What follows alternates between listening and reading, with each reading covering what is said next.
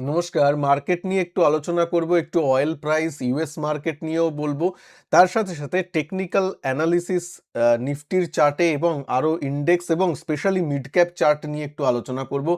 কিছু স্টক এবং সেক্টর নিয়েও আলোচনা করব, একটু মন দিয়ে শুনবেন। দেখুন, আ নিফটি আজকে যদি দেখেন, ওপেন হয়েও মানে বেশ ভালো ওপেন হয়েছিল। একসময় ২৩,৭৫০, ৭৩০ এরকম জায়গায় ট্রেড করছিল অনেকক্ষণ ধরে। কিন্তু তারপর আবার সেই বন্ধ দিতে, দিতে যেন নিচের দিকে নেমে নেগেটিভে বন্ধ দেয়। যদিও সারাটা দিন কিন্তু লড়াই করেছিল পজিটিভে থাকার, শেষের দিকে একটু শেষ বেলায় একটু নিচের দিকে গিয়ে যেন বন্ধ দেয়। দেখুন, আজকে মঙ্গলবার, নিফটির উইকলি এক্সপায়ারি, তাই জন্য একটু বেনিফিট অফ ডাউট দেওয়াই যায়। কিন্তু মেন হচ্ছে একটু ডেইলি চার্টে চলে আসি। ডেইলি চার্টে যদি আমরা আসি, আপনারা দেখতে পাচ্ছেন এই জায়গাটা আপনাদের নিশ্চয়ই এখন এতদিনে টেকনিক্যালটা আমি বারবার বলে এসেছিলাম। এইখানে এইখানে উপরে নিচে করে আবার নিচে এই লোটা ভেঙে তারপর আবার উপরে গিয়ে এখন আবার এই মাঝামাঝি জায়গায় যেন একটা দাঁড়িয়ে আছে। তো আমি আবারও বলেছি, আবারও আপনাদের সামনে বলছি, যদি এক জায়গায় দাঁড়িয়ে থাকে নিফটি একটা রেঞ্জের মধ্যে, দেন ওকে। কিন্তু এই অভিমুখটা যদি নিচের দিকে ক্রমাগত lower high lower low formation করে, সেক্ষেত্রে কিন্তু একটু খারাপ হয়ে যায়। আপনারা সেই দিকটা একটু নজর রাখবেন যাতে লোয়ার লো লোয়ার হাই তৈরি না হয়। মানে এই লোটা যদি ভেঙে যায়, সেক্ষেত্রে একটু মুশকিল হবে, যেটা মোটামুটি ২৩,২০০, ২৩,২৫০ এই পয়েন্টটার থেকে শুরু হয়। ঠিক আছে? এই লো এর কথা বলছি। তাছাড়া ঠিক আছে। এবার আমি বিভিন্ন মিড ক্যাপ সেক্টরে বা মিড ক্যাপ চার্টে যাওয়ার আগে আমি একটা জিনিস নিয়ে আপনাদের সাথে কথা বলতে চাই। সেটা হলো, যখন এই ভিডিওটা শুট হচ্ছে তখন ইউরোপের মার্কেট দেখতে পাচ্ছেন একটু পজিটিভে চলছে। আপনারা দেখে হয়তো ভাববেন, বাহ! ইউরোপের মার্কেট তো পজিটিভ, প্রায় পজিটিভে বন্ধ দিয়েছে এটসেট্রা, আ আপনারা ভাববেন। কিন্তু আসলে তা নয়। আসলে এই যে ড্যাক্স দেখছেন, যেটা জার্মানির বাজার, সেটা একটা সময় 1.25% প্লাস ছিল, প্রায় ১.৫% এর মতো প্লাস ছিল। সেখান থেকে কমে এখন 0.28 বা 0.3%, মানে বুঝতে পেরেছেন, উপর থেকে নিচে নেমেছে। উপর থেকে নিচে নেমেছে কেন? কেন নেমেছে তার একটা কারণ হলো ইউএস। ইউএস এর মার্কেট দেখছেন প্রায় 1% এর মতো মাইনাস চলছে। ন্যাসড্যাক 1.45, মানে ১.৫% এর মতো মাইনাস চলছে। S&P 500 1% এর মতো মাইনাস চলছে। এই জন্যই কিন্তু উপর থেকে ইউরোপ পজিটিভে খুললেও, যখন after a US market open, ইউরোপের মার্কেটও নিচের দিকে চলে আসে। আপাতত গ্রিনে বন্ধ দিয়েছে, কিন্তু এই হচ্ছে ব্যাপার। অয়েলের প্রাইসটা আসলে চিন্তাটা বাড়াচ্ছে। আপনারা অয়েল এখানে ব্রেন্ট আর এখানে দেখবেন, মানে রেড, লাল দেখা যাচ্ছে, কমেছে, বাহ! খুব ভালো। আসলে তা নয়, আসলে ব্যাপারটা তা নয়। এখনো $110 আছে। মানে এটা স্পাইক আপ করেছিল গতকাল রাত্রের দিকে ফিউচার মার্কেটে, ১১১, ১১২ হয়ে যায়, তার থেকে কমেছে। তাই জন্য রেট দেখছেন। আসলে আমরা যে গতকাল বা এই উইকেন্ডেও $109 ছিল। মনে আছে? আমার উইকেন্ডের ভিডিওটা দেখবেন, $109 ছিল ব্রেন্ট ক্রুড, তার থেকে ১১০ এর উপরে ট্রেড করছে। তার মানে বেশিই আছে। তো এক্ষেত্রে একটু চিন্তার ব্যাপার আছে। আরো একটা দুটো আপডেট দিয়ে দিই। সেটা হচ্ছে, গতকাল উম আ ট্রাম্প আবার বলেছে যে, না, আমরা মানতে চাইছি না, মানে ইরানের উপর আমরা হামলার জন্যে প্রস্তুত থাকতে হবে ইরানকে, যেমন বলে। আবার মার্কেট শুরু হওয়ার যখন চলছিল, তার মাঝে আবার বক্তব্য আসে, না, মানে মিডল ইস্টের দেশদের রিকোয়েস্টে আমি হামলা আবার যে নতুন করে করতাম সেটা বন্ধ রাখলাম। জানেন, এটা কপি বুক স্টাইল ট্রাম্পের হয়ে গেছে। তার বিশ্বাসযোগ্যতা নিয়ে আপনারাই প্রশ্ন তোলেন। হ্যাঁ, মাঝে, মাঝে বলে পাকিস্তানের বলাতে আমি বন্ধ করলাম। মাঝে, মাঝে বলে মিডল ইস্টের বলাতে বন্ধ করলাম। তো পাকিস্তানের বলাতে যদি একটা আ ওয়ার্ল্ডের সুপার পাওয়ার দেশ চলে, তার মানে সেই দেশকে কি আর সুপার পাওয়ার বলা চলে? বা সেই দেশের কি অবস্থা বুঝতেই পারছেন, বা সেই প্রেসিডেন্টের কি অবস্থা আমরা বুঝতেই পারছি। তো যাই হোক, এই অবস্থা হচ্ছে। আ পরতে মানে আসলে কি হচ্ছে বলা দায়। একটা মুখে এক কথা বলা আর ভেতরে আরেক কথা বলা। আসলে চীন সফরটা ইউএস এর একদম বাজে গেছে। একদম বাজে গেছে, এবং আ চীন সফরে ট্রাম্প বুঝে গেছে তার দৌড় কতটা। আ কারণ সবসময় তো ওই ছোট, ছোট দেশগুলোর উপর দাদাগিরি ফলিয়ে এসেছে।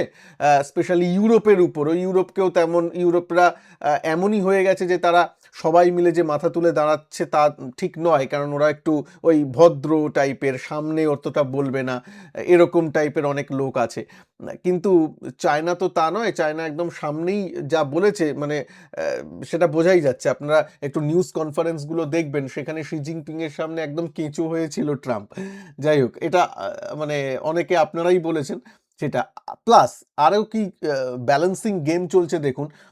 পুতিনের সাথে Putin heads to Beijing days after Trump. মানে চায়না কি সুন্দর, একবার তো ট্রাম্পের সাথে বৈঠক হলো, এই যাতে না হয় ট্রাম্প যাতে ভেবে না বসে ও শি জিনপিং তো মাই ফ্রেন্ড, খুব তোল্লাই দিয়েছিল Xi Jinping is a great person, এরকম বলে যা যে জানেন উনি তো সবাই এরকমই বলেন, সবাইকেই এরকম বলেন। তো সেটা সেটা করার পর মানে ভেবেছিল যে আমি একটু নিউজ মিডিয়ায় হাওয়া নেব যে চায়নার সাথে দারুণ এই হলো। চায়না ঠিক ব্যালেন্সিং খেলাটা কিন্তু খেললো। কিছুদিনের মধ্যেই পুতিন আসছে। তো সেটাই ব্যাপারটা বোঝার দরকার ট্রাম্পেরও, যে এখন কিন্তু ওয়ার্ল্ড যে সম্পূর্ণ ইউএস এর উপর ডিপেন্ডেন্ট তা কিন্তু নয়। হ্যাঁ, যদিও দেখুন সবথেকে বড় ইকোনমি, সবথেকে বড় সামরিক পাওয়ার, সুতরাং উড়িয়ে দেওয়া যায় না। আমেরিকাকে একদম যে উড়িয়ে দেবেন তা নয়, কারণ প্রেসিডেন্ট একটু অন্যরকম খামখেয়ালি করছেন, কিন্তু তার নিচে যারা একদম সামরিক লেভেলে আছে বা টেকনোলজির দিকে যারা আছেন তারা তো মোটামুটি কি বলবো ব্রেনি লোক, তারা ব্রেন দিয়ে চালিয়েছে। যেমন এনভিডিয়ার ধরুন সিইও বলুন, তারা এনভিডিয়া কোম্পানিটাকে দাঁড় করিয়েছে, সেটা তো ভালো কোম্পানি এবং সারা বিশ্বকে প্রায় শাসন করছে সেমিকন্ডাক্টরের দিক দিয়ে, সেটা তো আর ট্রাম্পের উপর নির্ভর করছে না। তো এই জন্যই বলছি ট্রাম্প খামখেয়ালি করলেও ইকোনমিক্যালি ইউএস এখনো স্ট্রং, তাই জন্য ইউএস কিছু বললে যে একদম ফেলে দেওয়া যায় তেমন কথাও নয়।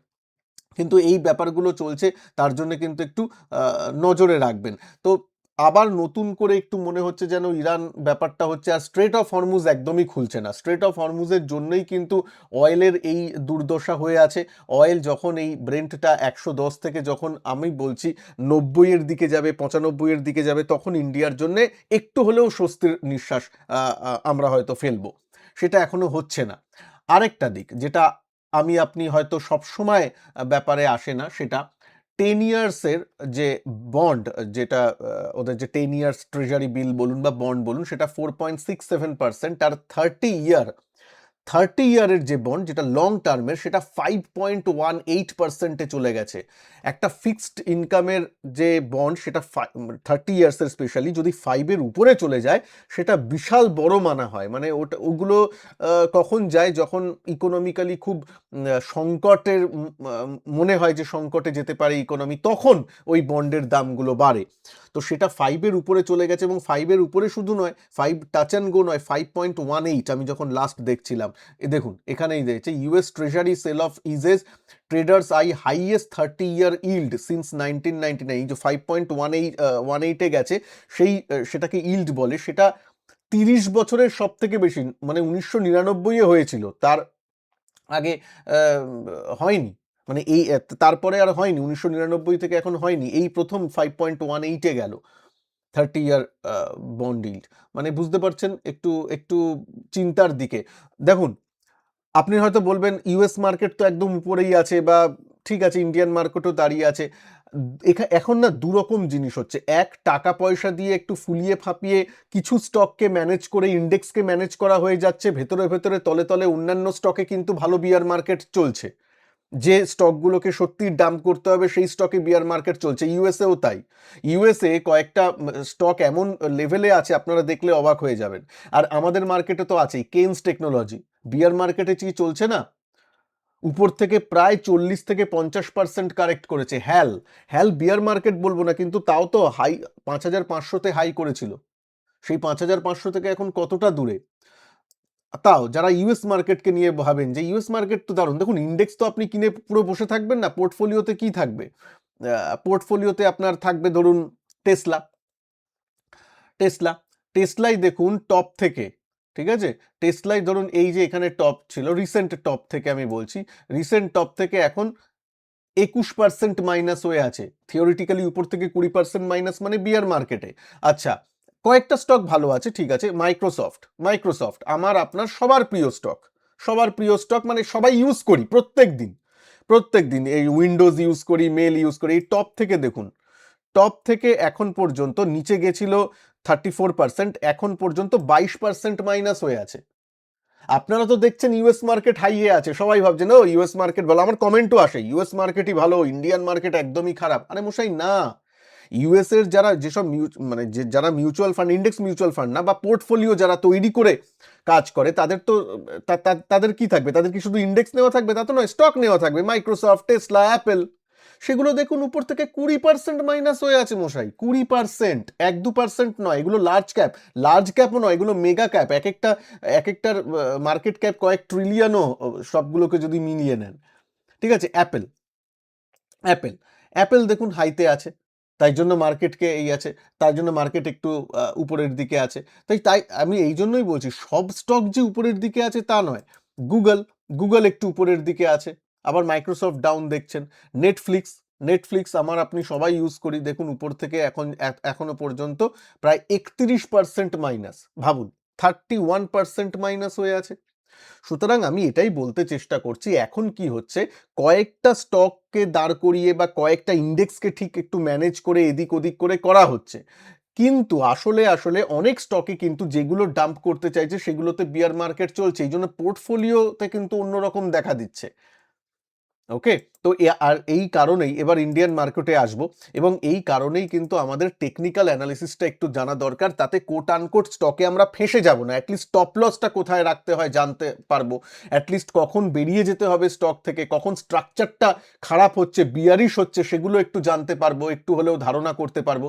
এবং তার জন্যই টেকনিক্যাল অ্যানালিসিসের উপর কিন্তু আমার কোর্স চলে এসছে, প্লিজ যারা একটু ডিটেলে শিখতে চান তারা প্লিজ জয়েন করবেন। সাধারণত আমার কোর্স ফি 5,000-6,000 থাকে, কিন্তু দেখুন আমি চাই যে টেকনিক্যাল অ্যানালিসিসটা সবাই যাতে শিখতে পারে, তাই জন্য একদম পকেট ফ্রেন্ডলি প্রাইস রেখেছি, 2 থেকে 2,500-এর মধ্যে রাখবো বলেছিলাম, প্রায় ওই 2,300, 2,350-র মধ্যেই প্রাইস রেখেছি। প্লিজ আপনারা জয়েন করে নেবেন। জুন মাসের সেকেন্ড উইক থেকে শুরু হচ্ছে, ঠিক আছে, 14ই জুন সানডে থেকে শুরু হচ্ছে। প্রথমে যারা জয়েন করবেন তাদের জন্যই এই ডিসকাউন্টেড প্রাইস আমি রেখেছি, প্লিজ আপনারা পারলে জয়েনটা করে নেবেন। সঞ্জয় টক্স অ্যাপ, এইটা গুগল প্লে স্টোর থেকে ডাউনলোড করে নেবেন। সঞ্জয় টক্স অ্যাপটা সব থেকে ভালো হয়, ভিডিওর নিচে কমেন্ট বক্স এবং ডিসক্রিপশন বক্সে আমি লিঙ্ক দিয়ে দিয়েছি, সেখান থেকে জয়েন করে নেবেন। এবার দেখুন ইন্ডিয়ার মার্কেটে আমি ব্যাংক নিফটিতে আসি, ব্যাংক নিফটিও মোটামুটি নিফটির মতোই চার্ট করছে, সুতরাং আলাদা কিছু নয়। যেটা আমার আপনার সবার কারণ সেটা হচ্ছে মিড ক্যাপ নিফটি, এবং মিড ক্যাপটা দেখুন আজকে 0.77%, প্রায় 1%-এর মতো প্লাস হয়েছে। আবারও আমি বলেছিলাম মানে ভালো রকম গ্রিন হয়েছে। কেন গ্রিন হয়েছে? নিফটি যেহেতু আজকে অ্যাটলিস্ট দাঁড়িয়ে গেছে।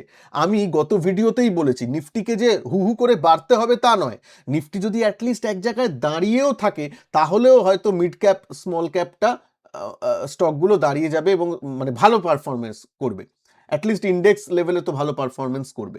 এবং সেটাই আজকে দেখতে পাচ্ছেন যে, কেননা দিন মানে লাইফ হাইতে আছে, প্রায় লাইফ হাইতে, 2-3 দিন আগেও লাইফ হাইতে ছিল, সেখান থেকে একটু রিট্রেস করেছে, রিট্রেস করে আবার উপরের দিকে যাওয়ার প্রবণতা দেখাচ্ছে। সুতরাং ভালো, এবং কিন্তু তার জন্য নিফটিকে দাঁড়াতে হবে। নিফটি যদি না দাঁড়ায়, আর নিফটি কি জন্য দাঁড়াবে, অ্যাটলিস্ট তেলের দামটা যাতে হু হু করে না বাড়ে, এই $110 তাতেই একটু খারাপের দিক, মানে এটাও যদি $120-130 হয়ে যায় তাহলে আর কি বলবো। এই 110টাও অনেক চাপের ব্যাপার, নিশ্চয়ই জানেন পেট্রোল ডিজেলের দাম বাড়ছে, তার উপর নির্ভর করছে আমাদের মানে দ্রব্যমূল্য তো বাড়বেই, সেগুলোর একটা এফেক্ট আছে। কিন্তু তাও নিফটি যদি দাঁড়িয়ে থাকে তাহলে একটু নজর রাখবেন মিড ক্যাপ স্মল ক্যাপের দিকে। নিফটি যদি না দাঁড়িয়ে থাকে তাহলে কিন্তু মিড ক্যাপ স্মল ক্যাপ ঠেকনা দেওয়ার চেষ্টা করলেও কতটা যে দাঁড়াতে পারবে একটু মুশকিল আছে। চেষ্টা হয়তো করবে, চেষ্টা নিশ্চয়ই করবে, কিন্তু একটু মুশকিল আছে, যেহেতু এখানে এফআইআইদের হোল্ডিং অতটা বেশি থাকে না, তো এফআইআইদের সেলিং অতটা হয় না, ডিআইআইদের একটু ইনভেস্টমেন্ট হয়। এছাড়া মিড ক্যাপের যে রেজাল্টগুলো এসেছে বিগত কোয়ার্টারে, খুব একটা যে সবার খারাপ হয়েছে তা নয়, কয়েকজনের খারাপ হয়েছে, কিন্তু অনেকের কিন্তু ভালো পারফরমেন্স হয়েছে, সেগুলোর দিকেও একটু নজর রাখবেন। এবং স্মল ক্যাপের দিকেও আমি বলবো, মিড ক্যাপটা দাঁড়াচ্ছে, মিড ক্যাপ দাঁড়ালে স্মল ক্যাপও দাঁড়িয়ে যাবে। স্মল ক্যাপও উপর থেকে খুব একটা নিচে নেই, যদি উপর থেকে দেখেন লাইফ হাই যে 2024-এ করেছিল তার থেকে এখন প্রায় 7% ডাউন, 7% এমন কিছু নয়, এই কয়েকদিন আগেও 3%-এর মতো মাত্র ডাউন ছিল, তারপর এখন একটু ডাউন হয়েছে 7%, এমন কিছু বেশি নয়। আইটি নিয়ে আর কি বলবো, আইটি ডাউন ট্রেন্ডে আছে, মাঝে মাঝে আজকে যেমন 3% বাড়লো, অনেকটা ডাউন ট্রেন্ড হওয়ার পর 1-2 দিন উছাল দেবে, ঠিক আছে। এখনো স্ট্রাকচার যে চেঞ্জ হয়ে গেছে, মানে এখনো পুরো বুলিশ হয়ে গেছে তা নয়, আপনি চার্টটা দেখেই বুঝতে পারছেন। ভিক্স নিয়ে একটু কথা বলবো। ভিক্স দেখুন 18 আছে, 18 আছে, মানে 20-র নিচে ইটস ওকে, ঠিক আছে। এটাই যদি ইন্ডিয়ার ভিক্সটা যদি আরেকটু নিচে নামে ভালো হয়, যখন 15-16 এরকমে থাকলে মোটামুটি একটু কনফিডেন্স আরও বেশি আসবে যদি আরেকটু কমে।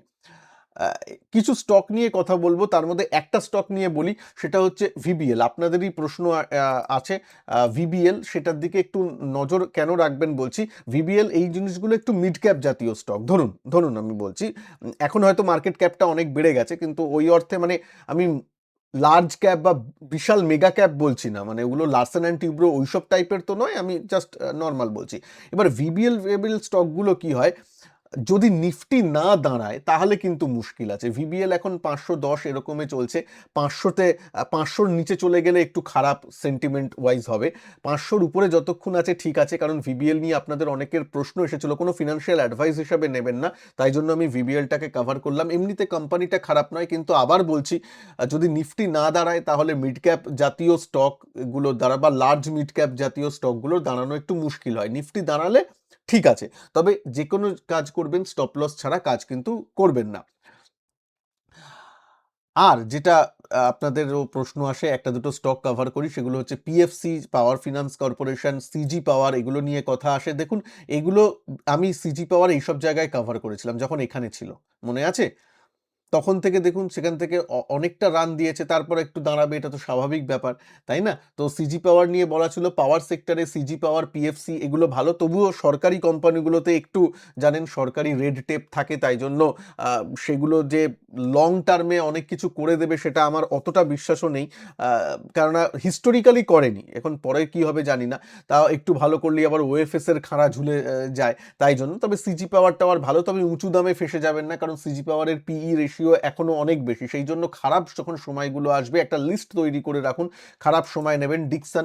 ডিকসনের এখন খারাপ সময় চলছে, হ্যাঁ নিশ্চয়ই ডিকসনের এখন খারাপ সময় চলছে, তবে হ্যাঁ একটু বটম ফরমেশন করবে হয়তো, তারপর একটু বাড়ার দিকে যেতে পারে, হায়ার হাই হায়ার লো যখন করবে, এইগুলো নজর রাখবেন। সিডিএসএল অবশ্যই এখন খারাপ সময় বলবো না, দেখুন একটু জুম আউট করলে বুঝবেন কনসলিডেশন ফেজে চলছে, ঠিক আছে কনসলিডেশন ফেজে চলছে, এমন কিছু খারাপ তা নয়। বিএসই একদম চরম বুলরানে চলছে, যখন এরকমে এলে ফেসে যাবেন না উপরে নিয়ে, আমি বারবার বলছি, আমি নিতে বারণ করছি না, এটা তো নেবেন কি নেবেন না আপনার ব্যাপার।